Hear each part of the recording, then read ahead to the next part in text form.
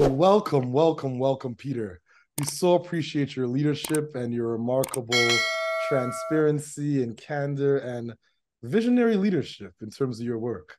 As always, we begin all things by acknowledging our creator, our ancestors, the original stewards of the various lands we're on. We acknowledge all of those who toil without compassion or compensation. We acknowledge all our elders and community stalwarts whose shoulders we stand on as we share, build, and learn together for our collective liberation and sovereignty. So please, Peter, introduce yourself to our viewers and listeners and tell us about your remarkable work. That's very kind, Victor. Thank you for having me. I am honored to be speaking to the Setsi community and describing the work I've pursued now for close or exceeding 20 years. I see myself as a B Corp entrepreneur. So I create and found and see through businesses that have a social environmental purpose, accredited as B Corps, and with a goal in each case to make a dent in the universe that leaves the planet and people, communities better off. It's hard, very hard work, very lonely work, as anyone who is a leader will know. But in the case of my current endeavor, Unwrapit, I'm joined by two incredible co-founders, Lindsay Moran and Taylor Pinson. What is Unwrapit? It's a digital platform for more sustainable corporate and event gifting. And so we've taken a really unique approach of recognizing the size and scale of corporate and event gifting, traditionally associated with promotional products, throwaway items, generally speaking, gifts that recipients receive from their employer from an event might be used once or twice, but often make a beeline for landfill. And so we asked the question, what would a digital platform that enables the receipt of a gift from company or event, but doesn't have that waste profile? What would that look like? And so we created Unwrapit to achieve all the goals that a company has when sending out corporate or event gift, but focused on gifts that aren't physical for the most part, and therefore cannot end up in landfill, do not need to be manufactured, aren't packaged, and if they're not used, no one is worse off. So in a sense, that means experience-based gifts, digital gifts, charitable gifts, or just some very practical gift cards that are often or always redeemed by their recipient. I can't wait for my wife to hear this interview. She'd be in love with your product or service. Her work in agroecology is all about not just single-use plastics, but just waste and landfills. So you providing that level of leadership is truly remarkable. So thank you for all that you do. My next question is really straightforward. What's currently inspiring you about your work? Purpose or thrust of Unwrapit, that desire to reduce landfill, reduce emissions through the kinds of gifts companies and events give, that's very motivating to me. But what is even more motivating is the potential in unlocking more general operating philanthropic dollars for charities across Canada and the US through this same platform. And someone in the Black Leadership Summit yesterday, Della, I think her name was, pointed out that promotional products, corporate gifting, event gifting is big business. It's billions of dollars, tens or hundreds of billions of dollars in North America and globally, whereas philanthropic giving is, paltry, and it's especially paltry in respect to organizations without a robust fundraising arm and organizations in specific sectors and areas. So to the extent Unwrapit is presenting charitable gift options in lieu of the swag bag, and to the extent recipients are choosing that over other gift options in their curated list, I know that Unwrapit can over time become a massive funder of social change and a massive source of unrestricted charitable dollars. That's the motivation. Congratulations on this work, the dynamic and radical innovation that it takes to pull this off. Congrats. So my next question is, what challenges and barriers are you facing in your work, and how are you and your co-founders working to overcome these challenges? We are a social purpose business, but we're also just a plain old business. So I'm sure those listening and watching can relate to the fact that our challenges are the same as pretty much any startup or small business. We need to establish and codify processes.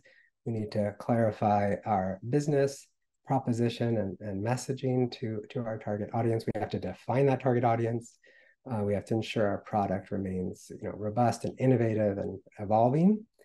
And in our case, we also have the challenge of behavior change and thinking differently about gifting. So sort of overcome the conventional model. We need to do gifts. Let's, send everyone a t-shirt or a mug. That the impulse, the draw to that conventional model is so strong. So our principal challenge that I would say is Unwrapit specific is really introducing and educating our potential customer base on the benefits and the impact of taking this different approach. That's brilliant. How do you feel about the future of B Corp, social enterprises, and mission-driven businesses in Canada? I think the three you mentioned are the future if we are going to have one. So in a sense, more can be done across the social enterprise landscape to support one another, to drive our message to governments that establish policy, that determine who gets subsidies, who does not, and what the funding environment landscape looks like for social enterprises, for-profit and nonprofit. I am very optimistic about the future. How can one not be when the alternative is too frightening? And so therefore, I think businesses that take this stance of trying to make a dent in the universe are and have to be a primary driver of environmental and social solutions, lifted up by one another, but also lifted up by an increasingly savvy, aware consumer base that is represented in, I would say, across generations. I don't love the sort of depiction of younger people as necessarily more, brand and value focused than older generations. I'm sure the science does suggest that, but I know that older people too are very concerned about the state of affairs and look for value-driven businesses. So let me try to reiterate in a less roundabout way. Social purpose businesses, social enterprises can and will play a huge role in solving entrenched, complex social challenges. They will be supported by each other and by a consumer base, B2B and B2C, that's savvy and concerned about the state of affairs.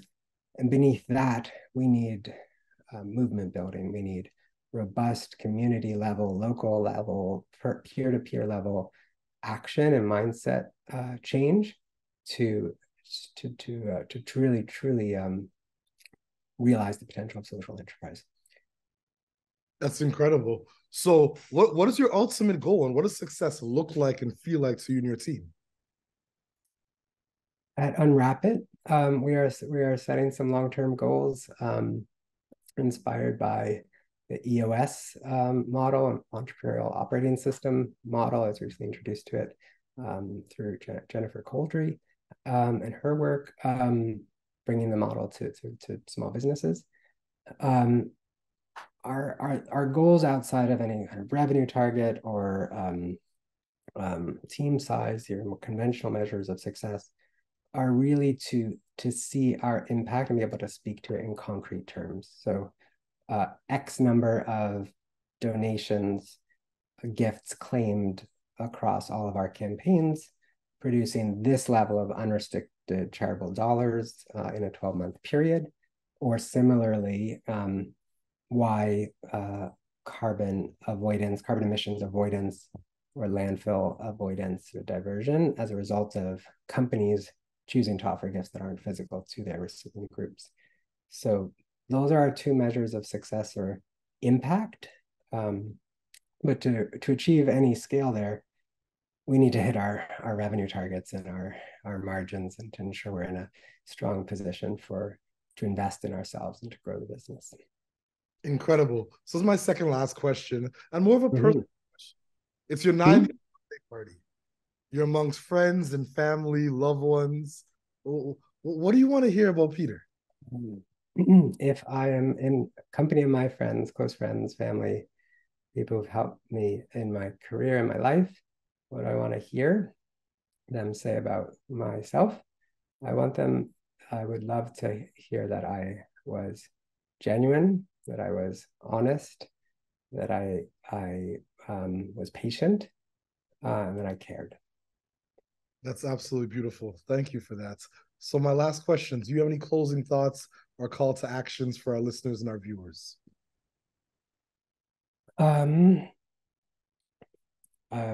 Yeah, get involved with a social enterprise, start that social enterprise you are thinking about starting. When you encounter other people starting and operating social enterprises, support them, ask lots of questions, listen, and ask more questions. And then as consumers, as people in the marketplace, as it is,